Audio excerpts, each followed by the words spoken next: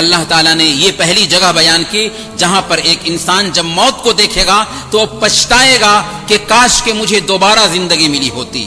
دوسری جگہ جہاں پر ایک بندہ تمنا کرے گا، خواہش کرے گا کہ کاش کہ مجھے دوبارہ زندگی مل جاتی. اللہ تعالیٰ نے بیان فرمایا کہ یہ جنت اور جہنم کے فیصلے کے بعد ہوگا. جب جنتی جنت میں چلے جائیں گے اور جہنمی جہنم میں چلے جائیں گے تو جہنمی جہنم میں تمنا کریں گے کہ کاش کہ مجھے جہنم سے نکال دیا جاتا. اللہ تعالیٰ نے سورہ فاطر میں بیان فرمایا آیت نمبر 37 وَهُمْ يَسْتَرِخُونَ فِيهَا رَبَّنَا أَخْرِجْنَا نَعْمَلْ صَالِحًا غَيْرَ الَّذِي كُنَّا نَعْمَلْ. وہ جہنم میں چلائیں گے، چیخیں گے، تمنا کریں گے کہ اے ہمارے رب ہمیں جہنم سے نکال دے، ہم بدل جائیں گے، ہم جیسے عمل کرتے تھے ویسے نہیں رہیں گے بلکہ ہماری زندگی چینج ہو جائے گی، نیک عمل کرنے لگ جائیں گے. لیکن کیا ان کو موقع ملے گا؟ اللہ فرمائے گا اولم نعمرکم ما یتذکر فیہ من تذکر وجاءکم النذیر. کیا ہم نے تمہیں اتنی عمر نہیں دی تھی جس کے اندر سوچنے والا سوچ سکتا تھا، سبق لینے والا سبق لے سکتا تھا، حالانکہ تمہارے پاس ڈرانے والا بھی آیا تھا. کتنی زندگی اللہ نے دی، سوال آؤٹ کر دیا تیاری کے لیے، پھر بھی نہیں سدھرے. اسی لیے اللہ تعالیٰ فرمائے گا کہ کیا اتنی زندگی تمہارے لیے کافی نہیں تھی کہ اس میں سوچ سکو، فیصلہ لے سکو، کیا صحیح ہے اور غلط ہے اس کے بیچ میں تمیز کر سکو. اور تمہارے سر کے بال بھی سفید ہو گئے تھے. وجاءکم النذیر، اللہ کے بندے آئے تھے جنہوں نے تمہارے سامنے میں اللہ کا پیغام رکھا تھا. اللہ کے بندے نے کہا کہ نماز پڑھو، لیکن تو نے کہا کہ دیکھا جائے گا.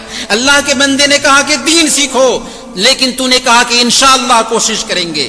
اللہ کے بندے نے کہا کہ اپنے آپ کو سنوار لو، لیکن تم نے اس کی بات کی طرف دھیان نہیں دیا. اب موقع جاتا رہا.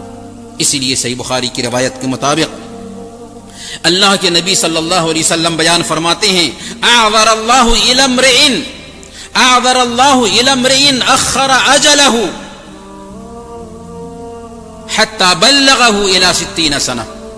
اللہ تعالی نے اس آدمی کے عذر کو ختم کر دیا ہے جس کو اللہ تعالی نے مہلت دی یہاں تک کہ وہ 60 سال کا ہو چکا. 60 سال کے ہو گئے. اب اللہ تعالیٰ کے ہاں کوئی عذر نہیں چلتا. اب نہیں تو کب؟ اب نہیں ہم اپنے آپ کو سنبھالیں گے تو کب سنبھالیں گے؟ لیکن 60 سال تک انتظار، کیا موت کرے گی؟ کیا پتا کہ ابھی موت آ جائے. اس لیے ایک بندے مومن کو چاہیے کہ وہ اپنے بارے میں سوچے، غور کرے. احادیث کو بھی آپ پڑھیں گے تو مختلف انداز میں ہمارے آقا محمد رسول اللہ صلی اللہ علیہ وسلم نے ہمیں وقت کی اہمیت سمجھانے کی کوشش کی. چنانچہ سنن ترمذی کی روایت ہے اللہ کے نبی صلی اللہ علیہ وسلم ارشاد فرماتے ہیں من حسن اسلام المرء ترکہ ما لا یعنی. ایک آدمی کے اسلام کی اچھائی میں سے ہے کہ وہ بیکار چیزوں کو ترک کر دے، بیکار چیزوں میں نہ الجھے. یہ اسلام کی اچھائی میں سے ہے کہ ایک انسان بیکار کاموں میں نہ لگے. ایک مومن کا وقت بہت قیمتی ہوتا ہے، اس کے پاس بیکار کاموں کے لیے فرصت نہیں ہوتی.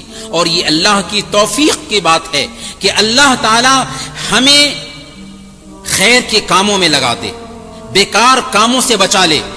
اللہ تعالی کی توفیق جن لوگوں سے چھن جاتی ہے وہ بیکار کاموں میں پڑے رہتے ہیں.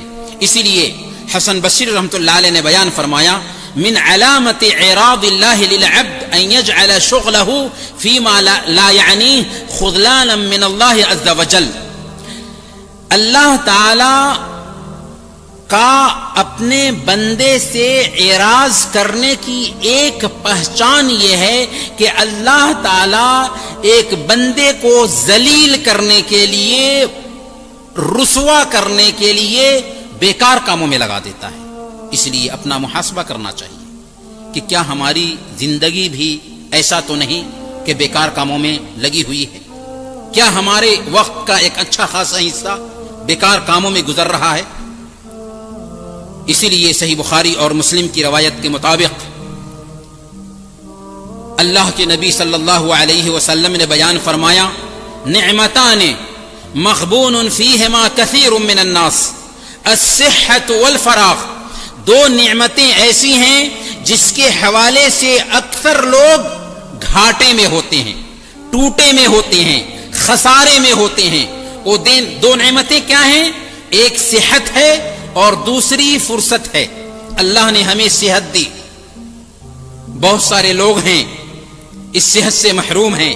آپ جائیں ہاسپٹل میں دیکھیں، ارب پتی ہیں، اللہ نے ان کو ہر طرح کی نعمتوں میں رکھا تھا لیکن صحت گری ہوئی ہے۔ او تمنا کرتے ہیں کہ موت آ جائے لیکن موت بھی نہیں آ رہی ہے۔